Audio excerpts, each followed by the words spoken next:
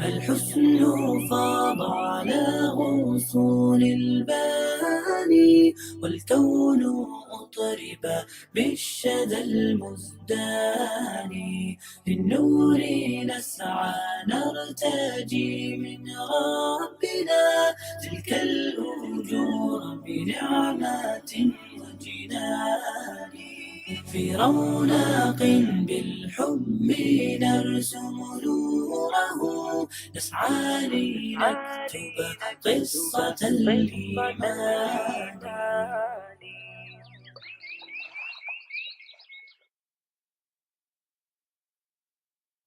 Assalamu alaikum et bonjour. Aujourd'hui, dans Allah m'a guidé, nous sommes avec la sœur Aude de la région parisienne. Issue d'une famille juive, Aude s'était convertie il y a à peu près 2 ans. C'était suite aux attentats de Charlie Hebdo de 2015 que Aude, entre autres, s'était mise à se poser des questions. Maman de 3 enfants, elle est aujourd'hui engagée dans la communauté musulmane, dans le bio et dans l'écologie plus en général. Nous écoutons son extraordinaire témoignage. Alors bismillah, salam alaikum wa rahmatullahi wa barakatuh. Bonjour, je m'appelle Aude, j'ai bientôt 39 ans, Inch'Allah. J'ai 3 enfants, 3 garçons, un garçon de 10 ans et des jumeaux de 8 ans. Je viens d'une famille, je suis une petite famille avec juste un frère. On est 4 et d'une famille d'origine juive et nous sommes donc athées. J'ai côtoyé pas mal de musulmans dans ma vie, mais la religion ne m'a jamais intéressée. J'étais athée, quoi. Je ne croyais pas du tout en Dieu, donc les religions ne m'ont jamais intéressée, ni la religion catholique, ni la religion juive, ni la religion musulmane. Et je ne croyais pas en Dieu, du tout. Alors comme un peu tout le monde, je pense, de temps en temps, en pensant à la mort, je me disais, on verra bien. Mais non, pas du tout intéressée. Ce qui m'a amenée à l'islam, c'est 2 choses en fait qui sont arrivées en même temps. C'est en rapport avec les attentats de Charlie Hebdo en janvier 2015. Juste avant ces attentats, je me suis fait poser un stérilet parce que j'avais des problèmes de santé et je voulais remédier à ça. Et en me faisant poser ce stérilet, j'ai eu des effets secondaires plutôt catastrophiques. Mais ça, je m'en suis rendu compte par la suite. Je vous explique en fait quel est le rapport entre les deux. Et en fait, il y a eu les attentats de Charlie Hebdo. Et un peu comme pas mal de Français, je pense, j'ai été très bouleversée, très choquée. Et ça m'a choquée en fait. J'ai commencé à me poser beaucoup de questions et j'étais très triste et je pleurais tous les jours parce que je me demandais ce que je faisais là et qu'on pouvait mourir à chaque instant. Je sais qu'on n'y pense pas en fait dans la vie de tous les jours. On se dit qu'on va mourir un jour, mais on pense toujours que ça arrive aux autres. Et quand la mort frappe juste à côté de soi, on se dit oh, mais finalement ça peut m'arriver à moi aussi. Et donc ça m'a rendue triste, ça m'a choquée. J'ai commencé à être un peu dépressive, on va dire. Et c'est pas du tout moi, ça. Moi, je suis pas du tout quelqu'un de triste, de défaitiste. Il m'est arrivé plein de choses dures dans ma vie et jamais j'ai baissé les bras, jamais j'en suis arrivée à penser à la mort. Et là, j'ai commencé à me demander si je pouvais pas en finir avec la vie. Et d'un seul coup, je ne sais pas ce qui s'est passé, j'ai commencé à me poser des questions. Je me suis dit, mais c'est pas normal c'est normal que je sois triste, que je sois choquée, mais pas au point de vouloir en finir avec la vie. Et j'ai commencé à faire des recherches sur Internet par rapport justement au stérilet.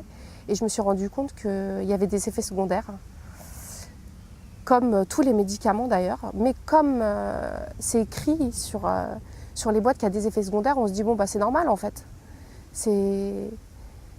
Ouais, c'est normal, il y a des effets secondaires, mais c'est normal. Et donc, j'ai décidé de me faire enlever le stérilet et 1 heure après, je n'avais plus les symptômes. Sauf que je continuais à me poser des questions, évidemment. Et j'ai passé, je sais pas, à peu près une dizaine de jours à ne plus dormir, à passer mes journées et mes soirées et mes nuits sur le net à chercher un peu tout en fait. ce qui concerne l'alimentation, ce qu'on nous donne à manger, les guerres. Je ne m'intéressais pas du tout à la religion en fait. Plus à ce que, comment dire, plus à ce que nous, l'homme, on se fait à nous-mêmes. Voilà. Pourquoi on prend des médicaments alors qu'on sait que ça nous fait du mal? Pourquoi on mange de la nourriture alors qu'elle nous fait du mal? Pourquoi il y a des guerres? Et donc pourquoi Charlie Hebdo et pourquoi pas Dieudonné? Parce qu'il fallait prendre parti aussi à ce moment-là. Donc moi j'étais plutôt Charlie. Et j'ai commencé à me demander pourquoi plus Charlie que les musulmans. Pourquoi respecter la liberté d'expression des uns et pas celle des autres. Pourquoi on vote, pourquoi on croit en Dieu, pourquoi on ne croit pas. Voilà, plein de questions comme ça. Et subhanallah, le 19 janvier, donc c'était un jeudi matin, je me souviendrai toujours, toute ma vie jusqu'à ma mort, Inch'Allah. Je me suis réveillée et je croyais en Dieu. Voilà, il n'y avait plus le moindre doute. Allah existait et je ne me suis pas demandé si c'était un autre Dieu ou une autre religion. C'était une évidence. Je me rappelle que j'ai envoyé un message au père de mes enfants et je lui ai dit je crois en Dieu, je vais me reconvertir. Voilà, donc il m'a appelé tout de suite. Qu'est-ce qui se passe? Qu'est-ce qui t'arrive? Je lui ai dit Dieu existe. Voilà. Et le lendemain, le jour même aussi, donc c'était le 19 janvier, c'était le jeudi, et j'ai appelé une amie qui, elle, s'était reconvertie aussi 15 jours avant. Et elle est venue à la maison le 20 janvier, le vendredi, le lendemain, et elle m'a fait prononcer la shahada. Voilà. Et le vendredi aussi, j'ai croisé une amie que je côtoyais depuis longtemps qui portait le djellab et je lui ai demandé si le voile était obligatoire. Elle m'a répondu écoute, moi oui, je vais te dire que le voile est obligatoire. Voilà, donc le samedi, après avoir fait la shahada, je portais le voile. صاغوا للمجد رسالتهم وأبوا إلا نورا هديا بهم قد زانت ذي الدنيا وسموا حبا قصد العليا صاغوا للمجد رسالتهم وأبوا إلا نورا هديا النور بهم صدقا ظهرا وأضاء الدنيا مزدهرا يا من تبغون الخير غدا يجلو الليل ضياء القمر هنا عطشا ليست ترى. Ensuite, voilà, ça a été très très compliqué au niveau bien sûr de mon travail, de l'école. Faut savoir que j'étais un peu, j'étais une fashion victime comme on dit. Voilà, vernis à ongles, boucles d'oreilles, voilà, j'étais à la mode et le vendredi quand je suis allée au travail ou que je suis allée récupérer mes enfants, j'étais voilà, encore cette ancienne Aude et quand je suis arrivée le lundi pour amener mes enfants à l'école et pour aller au travail, j'étais voilée, j'avais des jupes longues, un haut long, etc. Et j'ai choqué un peu tout le monde, tout mon entourage. Et heureusement, il y avait le père de mes enfants qui était là et qui me soutenait et qui me confortait. Et un jour, il m'a montré des vidéos de Rachid Abou Deifa et de Eric Younous. Et je me souviens que j'ai regardé une vidéo d'Eric Younous où il pleure. Et subhanallah, quand j'ai vu ça, je me suis dit, il faut que je le rencontre parce que voilà, il est comme moi et je vois bien qu'il ressent ce que je ressens et si je parle avec lui, ça va me conforter, ça va m'aider à supporter ce poids aussi. Et donc voilà, j'ai envoyé des messages, on s'est rencontrés, je suis allée le voir et grâce à lui aussi, j'ai pu... c'était... Ouais, je comprenais pas, j'étais perturbée. Donc je suis allée le voir et j'ai dit pourquoi il m'a guidée moi? Qu'est-ce que j'ai fait de plus que les autres? Qu'est-ce que j'ai mérité? Je suis pas quelqu'un d'extraordinaire. Et il m'a dit voilà, c'est comme ça. Allah guide qui il veut.